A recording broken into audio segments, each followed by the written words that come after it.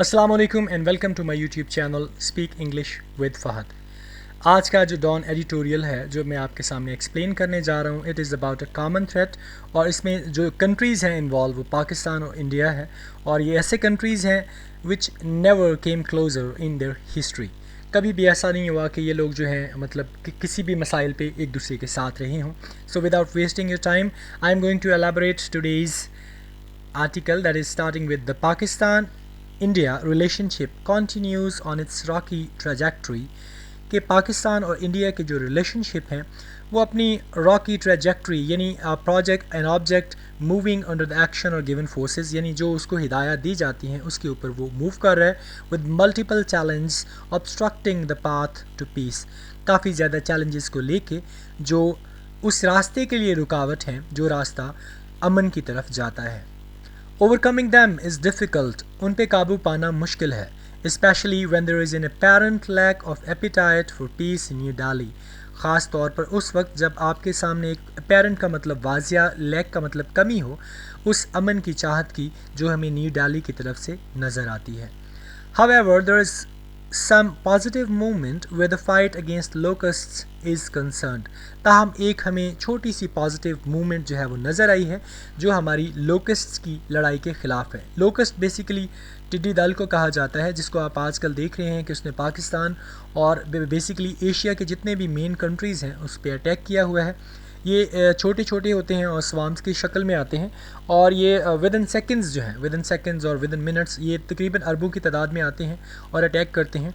और पाकिस्तान का जो एग्रीकल्चर डिपार्टमेंट है उसके अकॉर्डिंग वो कहते हैं कि अगर ये एक बड़ा स्वाम किसी भी जगह पे अटैक करता है तो एक दिन के अंदर ये 35,000 लोगों जितना खाना खाते हैं। तो उसके बारे में है, as the foreign office said on Thursday, जैसे कि फॉरेन ऑफिस ने थर्सडे को कहा, both Pakistan and India have joined forces under the auspices of the UN's food and agriculture organisation to combat the threat these pests pose to regional food security.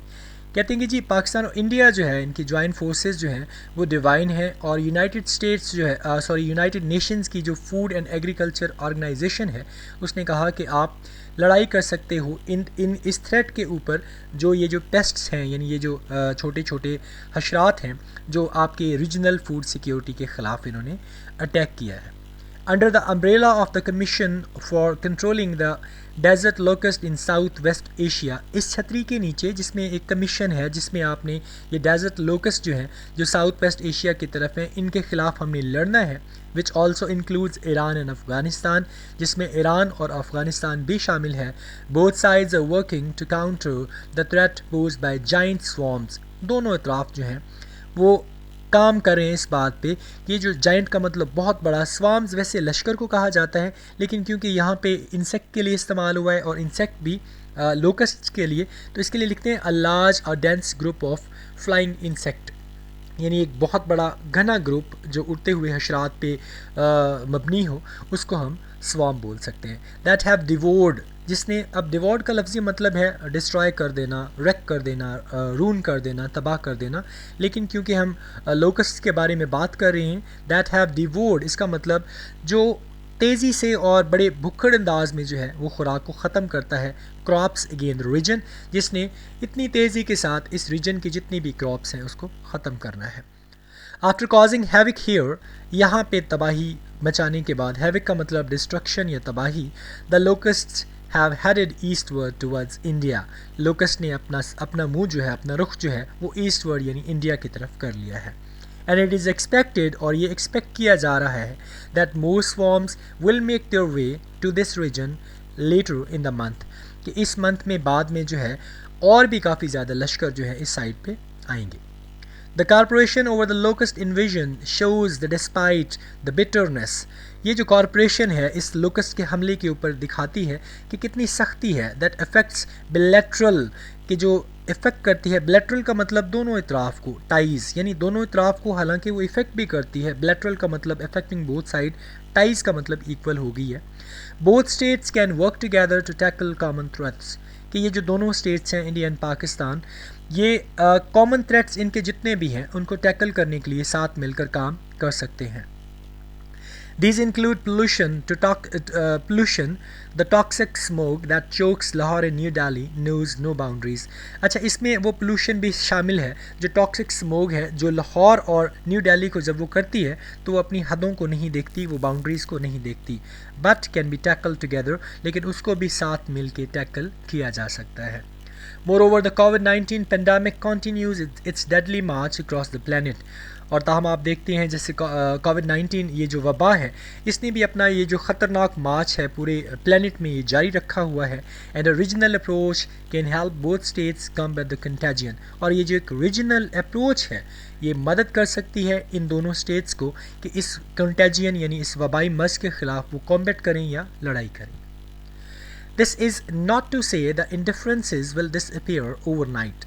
ये नहीं कहा जा रहा, ये नहीं कहा जा सकता कि ये जो डिफरेंसेस हैं ये रातों रात ख़त्म हो जाएंगे. Pakistan has major legitimate concerns over New Delhi's brutal tactics. Pakistan के पास वाकई ही लीगल कंसर्न्स हैं न्यू दिल्ली के ऊपर, जो वो इतने ज़ालमाना तरीके से उनके जो टैक्टिक्स अपनाता है इन हेल्ड कश्मीर जो उन्होंने कश्मीर में अपनाए हैं. And India's treatment of its own Muslim citizens, और इंडिया की अपने ही मुसलमान शहरियों के साथ जो ट्रीटमेंट है एज़ वेल एज़, और इसके साथ साथ frequent deadly cross LOC fire, और इसके साथ साथ ये जो ख़तरनाक लाइन ऑफ कंट्रोल फायरिंग को क्रॉस करते रहते हैं. Yet while these thorny issues, thorny कहा जाता है, थॉर्न से निकला है कांटा और थॉर्नी का मतलब कांटेदार.